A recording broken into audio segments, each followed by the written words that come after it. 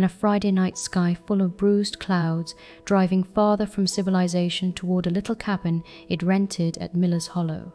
Each week, craving nothing but silence and stars, so I didn't mind the single strip of gravel road winding away from the main highway. The cabin was all charm, worn wood, crooked windows, and a porch light that flickered like an afterthought. There was no cell service, but I figured that was a blessing. As darkness gathered, the only sounds were distant crickets and the creak of old timber settling. My dog seemed uneasy, his ears cocked at every stray snap of a twig in the woods, but I told myself it was just the wild doing its thing. Midnight crept in, thick and absolute. In bed, my dog curled at my feet when a gentle knock echoed through the door-sill. Soft, it almost felt imagined. Then came another, deliberate, expectant. My heart hammered as I crept to the window beside the porch, flicking the light on. There, in the pool of dirty yellow glow, stood a stranger. He didn't look wild or desperate, just wrong. The kind of wrong you feel in your gut before your brain catches up. He tilted his head, his face half hidden in shadow, and whispered, "Can I come in?"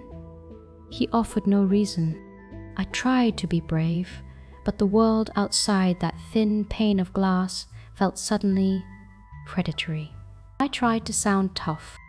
I threatened him with police, even though I had no way to call anyone. An indifference. For a moment, he just lingered under the porch light, the shadow swallowing his features. Then he turned on his heel and vanished into the trees, boots crunching softly on the gravel.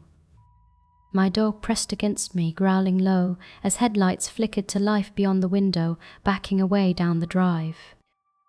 I dragged a heavy dresser in front of the front door and crouched in the darkness, clutching a lighter and a bottle of rubbing alcohol, listening to the heartbeat of the cabin and hoping nothing would break the seam between inside and out. Dawn came slow and pale, painting the woods in sickly grey light. I never slept. Every sound in the night became another threat, every shadow a lurking face. The stranger never returned, but the echo of his knocks still rattled in my bones. When I finally fled the cabin, every tree seemed to lean in, watching, silent witnesses to what might have been. I realized fear isn't always loud. On the door, and the awful knowledge that someone in the dark knows exactly where you are.